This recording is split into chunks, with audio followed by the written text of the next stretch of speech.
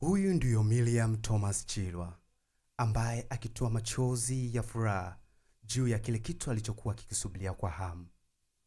Moja kati ya habari zinazotrend katika mitandao yetu ya kijamii ni juu ya huyu binti. Miriam Chilwa ni mwanadada maarufu wa nyimbo za Injili aliyozaliwa mwaka wa 1998. Dada huyu aligusa watu wengi kwa sauti yake nzuri iliyogusa na kuwasogeza watu karibu na Mungu. Nje ya umaarufu na ukubwa wa msanii huyu, ndoto zake kubwa alikuwa anatamani kupata mwenza. Kama unavyomwona dada huyu ni mlemavu wa macho. Hivyo kila mtu alijiuliza maswali mengi. Je, atapata? Mungu sio asmani kama wanavyosema wahenga.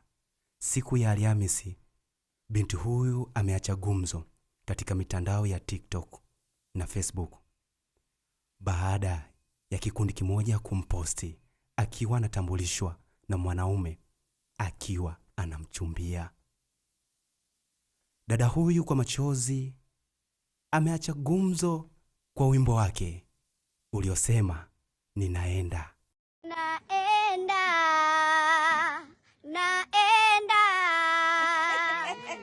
Naenda, Mungu unitangulie. Chilwa ni miongoni mwa wadada ambaye amewainspire wadada wengi ambao ni walemavu, kuwaonyesha kila kitu kina wakati wake, na Mungu akikukusudia jambo litawezekana. Nje ya sauti nzuri kugusa mioyo ya watu, Chilwa leo amepata mwenza. Unasema nini juu ya hili? Endelea kutufuatilia katika mitandao yetu ya kijamii. Ni M24, tunakupatia habari za kijamii, burudani, na bila usisahau kusubscribe, kucomment na kushare. Check it out.